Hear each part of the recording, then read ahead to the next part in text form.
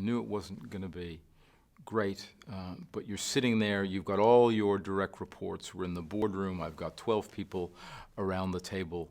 Everyone is looking at me, I've got the folder, and there's this kind of moment, and you open it up, and yeah, blue is good, green and red are bad, and all I could see was a sea of green and red, no blue at all. So, what do you do?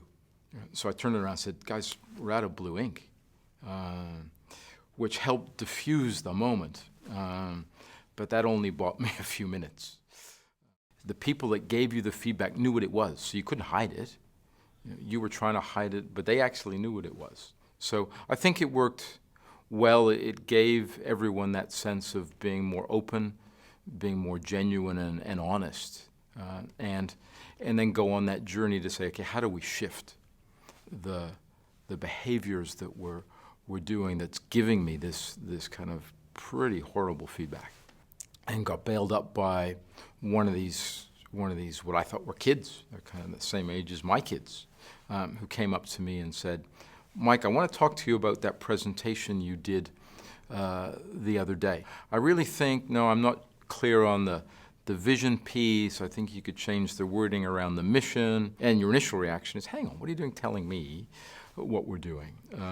As I reflected, it was actually super feedback, just the thing we're looking for, to get that kind of transparency up and down the company, and to have some of the most junior people be, and clearly not intimidated, to approach the CEO and say, hey, I think you need to fix certain things. We weren't looking for everyone to be nice.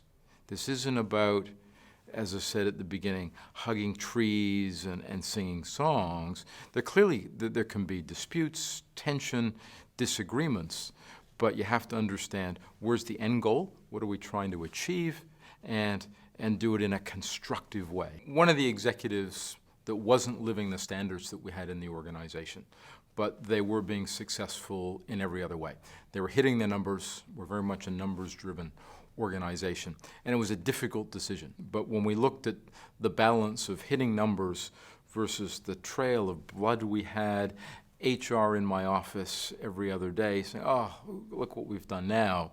It was very clear to me that I had to make that move and exit that person. To be honest, we didn't miss a beat at all. The numbers continued to grow, which was great.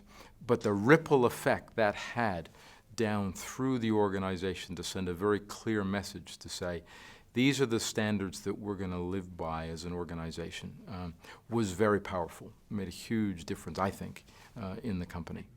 It's very hard to get it going. You try things to get it moved, but once it starts, it's also hard to stop it.